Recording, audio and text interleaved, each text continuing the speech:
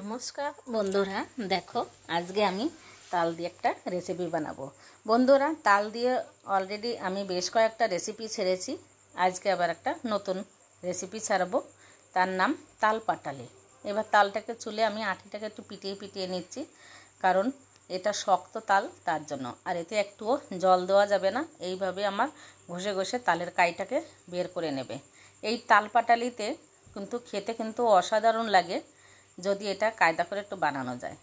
এ দেখো আমার খোলাগুলো কিন্তু সমস্ত আঁশগুলো সব বেরিয়ে গেছে। এইটাকে তোমরা গেস্ট করো আমি কি দিলাম। এটার নাম বলা যাবে না, নাম বললে কিন্তু হয় না, তাই আমরা এটাকে দই বলি, কিন্তু দই নয়, এটা কিন্তু আরও একটা জিনিস।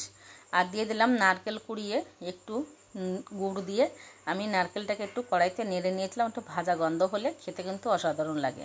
তাই আমি ওটাকে মেখে দিয়ে এবারে আমি এই যে পাটালিটা রেসিপিটা ঠিক করছি। এভাবে পেতে পেতে থালার মধ্যে দিতে হবে। আমার পাথরের থালা নেই, তোমরা চাইলে কিন্তু পাথরের থালার উপরও দিতে পারো। এইভাবে আমি এই যে চাপা দিয়ে রাখলাম, 2 থেকে 3 ঘন্টা এটা রাখতে হবে। এবার 2 থেকে 3 ঘন্টা পরে এটাকে আমি তুলব। এই দেখো আমার পাটালিটা এত দারুণ হয়েছে, পুরো শক্ত টাইট হয়ে গেছে। এইবারে এটাকে পিস পিস করে আমি এই যে কাঁটা চামচ দিয়ে কেটে নেব।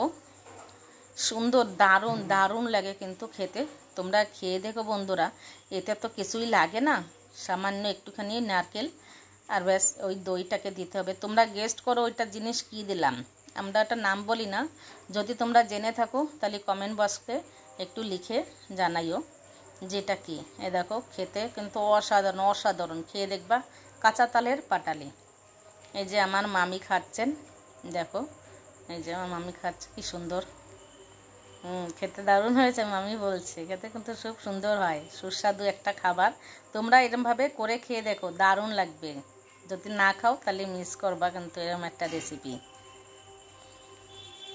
এই যে আমি আর একটা পাটালি তুললাম, এটাও দেখো কি সুন্দর এপিট ওপিট করে দেখিয়ে নিচ্ছে। দেখো কত সুন্দর। টাটা, নমস্কার, ভালো থেকো।